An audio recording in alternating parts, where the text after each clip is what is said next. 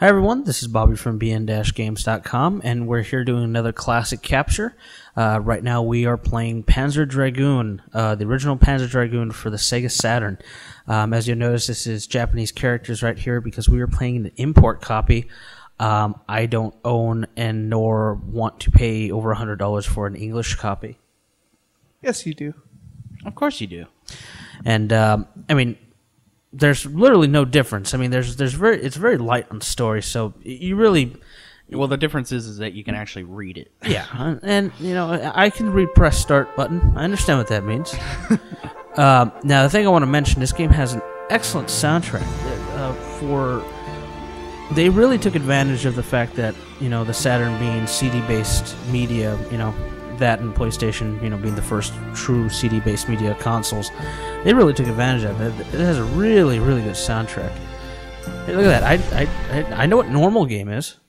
Do you? Do you know what episode 1 is? I think that's... That was a really bad Star Wars movie. Hey, no it wasn't. Go to hell. Okay, no, episode 2 and 3. That. So, Marco's playing Panzer Dragoon 1 right now. He actually has never played a Panzer Dragoon game before. No. I had.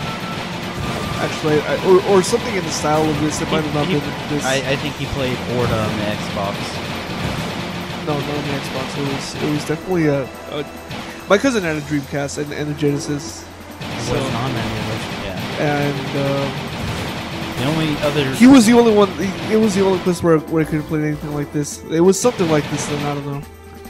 Because the only thing that you could play this on was the Xbox. Yeah, there was an Xbox remake. I know he had hack systems, so he had backups and stuff, so... I don't know, I think I might have played at his house on one of the systems he had. So Marco's trying to get used to the controls. Yeah. This game... Wasn't there a charge beam, but I didn't figure it out? Yeah, not at first. I had to explain it. People who play this are like, why aren't you, like, targeting everything? I had also inverted the controls on accident. Well, yeah. Like, I did it on purpose, but I thought it would be better. Boy, was I wrong. This game would probably benefit from a joystick. Very much, yes. It very much is in the same, well, Star Fox 64 came out after this, but... Yeah, but even original Star Fox was similar. Yeah, it's similar in that way. You shoot, I think you avoid gameplay was obstacles, and you're always going in a straightforward path for the most part. Sometimes it deviates. And, you know, considering its age, it holds up pretty well. Now, if you have the Japanese version, well, you can pick up the Japanese version. I picked up 1 and 2 for $25. The Japanese version goes for like $12, $13. Where the American version, because it's in English, goes for like $100 or less, depending.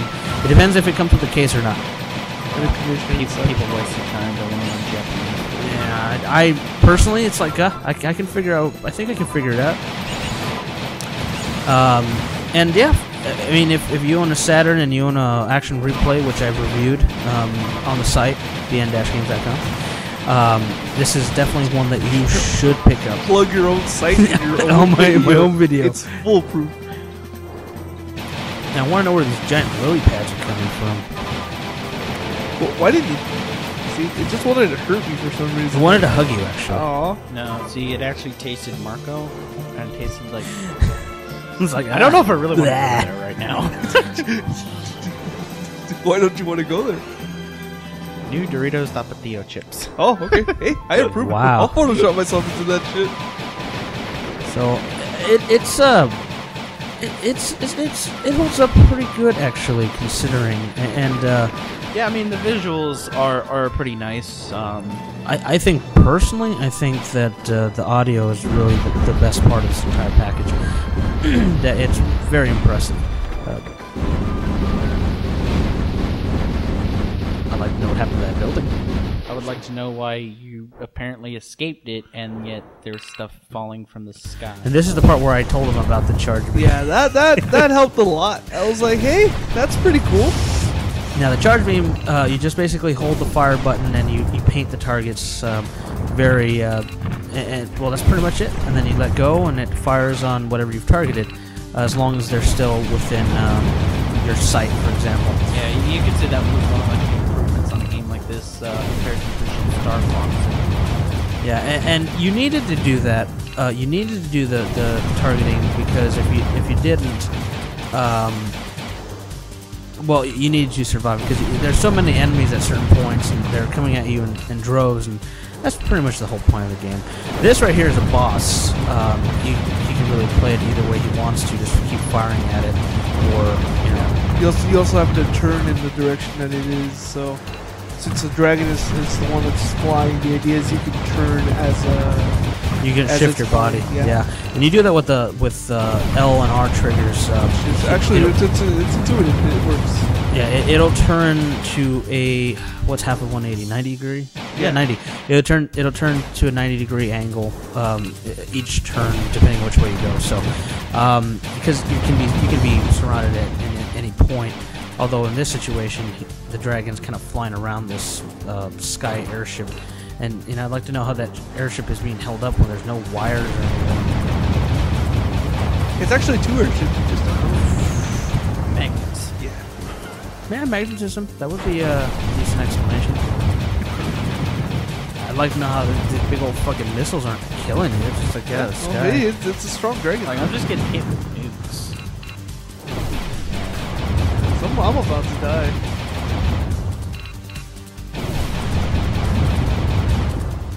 But I think you survived this. Just barely.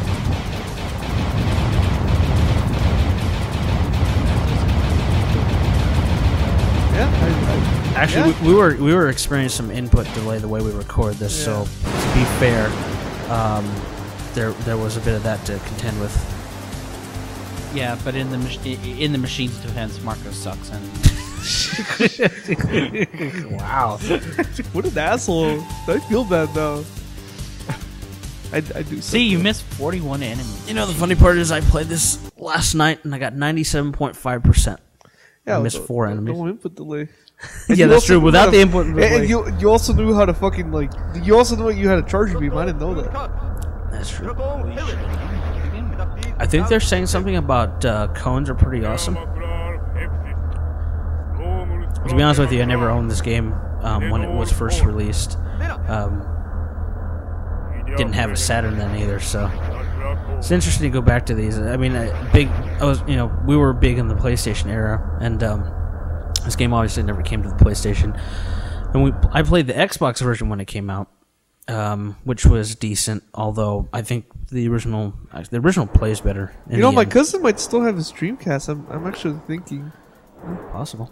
I'm wondering, because I don't remember, didn't the Xbox One have, like when you pass the game, you unlocked where you can play part 1? I'm pretty sure it did. Bet people who know are going to comment and say, hey, yes. Hopefully. Throwing it out there. Hopefully they will. They know better than we do on some things. Yeah, considering I don't want to drive to Northern California to get a copy. Yeah, the Xbox One costs a lot of money too. It's like $5, but it's just rare.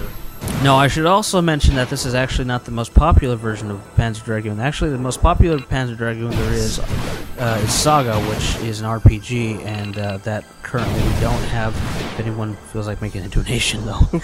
Yes, they're gonna donate the fucking rarest, the rarest one of the. It's the second rarest Saturn game there is. The first being Radiant Silvergun, although. Panzer Dragoon Saga probably should fairly be considered the rarest because Radiant Silvergun was only in Japan. So, from an international perspective, Saga was the most sought after, I think. Saga also was a RPG where this is a action shooter, rail shooter kind of thing. Very much in the same Star Fox vein. Star Fox FX. Except you can't do a barrel roll. No. And later, if you watch part 2, which we'll be posting later as well, part 2 there's a special beam, like a special charge beam that takes out a lot of crap, like when it charges up. And that helps a lot, especially with the bosses. But here it's straight up shoot and target what you can. Yeah, I love that. When you get multiple, it's just like, It's a spider web of death.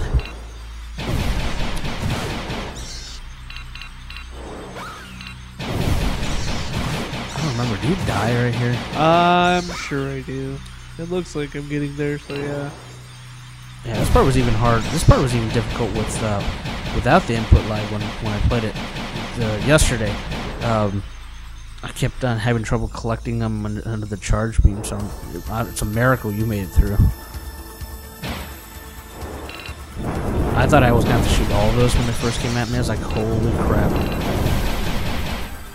Really like the bosses. The boss is really what makes the gameplay anyway for this. Although there's really no context here. That's the only thing. I mean, I know we understand the language thing, but why is he flying through here and fighting a giant sandworm? I mean, why can't he just fly away and go somewhere where there aren't giant sandworms? Because he's going to giant sandworm island, and No. they're kind of a staple token there. So see, you're going to fight Death X, and like you have to go through the sand. My question was, my question is, are they on Tatooine? So is Jabba nearby? Wow. Well, it's episode 1, so no. Wait, he was in episode 1. They are, but not the part of Tatooine that he's thinking about. Yeah, they are. Well, no. No? It's The pod race. Never mind. It's a sand world. There's giant fucking monsters. It is Tatooine because it's episode 1, but No, there's your barrel roll. Aw. Oh well. You give it a second shot. Oh, I do. Oh, now it's episode 2? It was episode 2. Now it's episode 2, so it's not as good. Well, what's his name? Christensen? You mean Emo? Yeah. Yeah. Let's not get into that. I think everyone agrees practically. Yeah. I think he probably agrees as well. Three was good for the fighting scenes. No. Yeah, it was. Yes, it was. I hate 3, but 3 was good for the few fighting scenes. 2 and 3. Those should be erased from history. Bullshit, dude. 3 has to exist. No, it Yes, doesn't. it bullshit. It doesn't. No, it doesn't. Don't, let's not get into this, Tim. Let's not get into this. That's basically like saying Darth Vader shouldn't exist, though. We all know how it happened, even before they made it. So, You no know- one cares. You know what makes this difficult, actually? The reason why he died, and I just kind of realized it. Hey, let's talk about Star Wars, but let's have Bobby stay on point. The reason why you had so much trouble, besides the fact that you were getting hit a lot, which, you know, like I said, we were dealing with the input lag, was the fact that your health carries over from the other level. Oh, it does? Yeah, and when I finished it, the first level in which we're not watching here, obviously, but I actually got credits for having not been hit. And having a really high percentage point for destroying what's on screen. And I noticed when you were playing it, your health bar was really low, so it appears to me that it actually carries over. It doesn't heal you to the next level. Huh. But it did right now when you died. It revived you. There is a credit system, so you know if you had died, you know, too many times, obviously it would just say game over, period, and you're done. This game is not easy, so that's a very, very possible.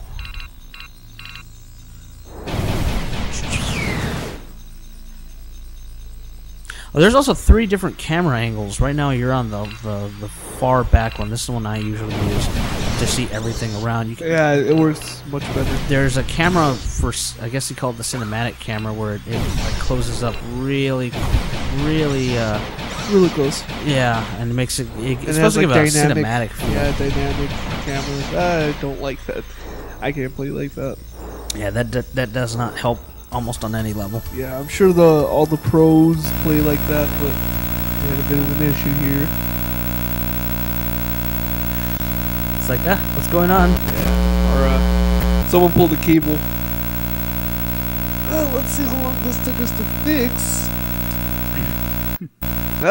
Wait. I think we got it. The joys of classic gaming. Hey, that was for all you special people.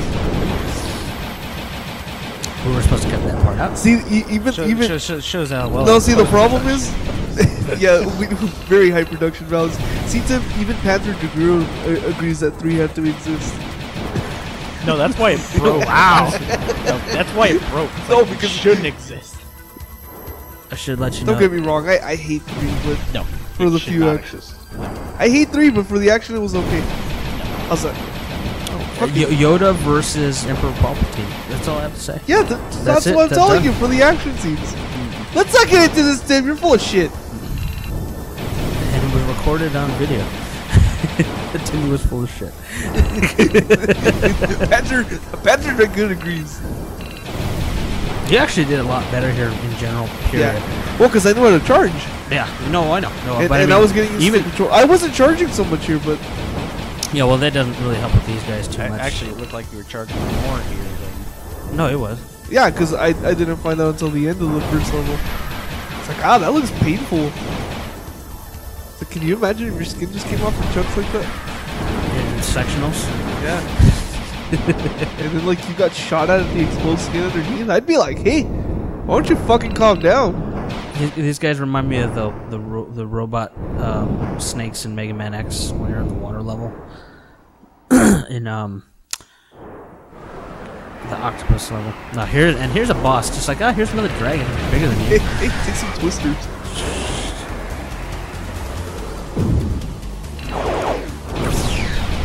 Very, very, very good sound design. I think that's what impresses me the most. And it has a old, like, first generation Super Nintendo thing going for it sound wise. I think that's one of my favorite things. Other than the soundtrack, much higher production, obviously. Just the sound effects in general, it's basically Star Fox, just like a better. Well, I don't know about better, but a well done tribute to Star Fox in general. I just love that. It's just like it's got like 20,000 beams. Whatever.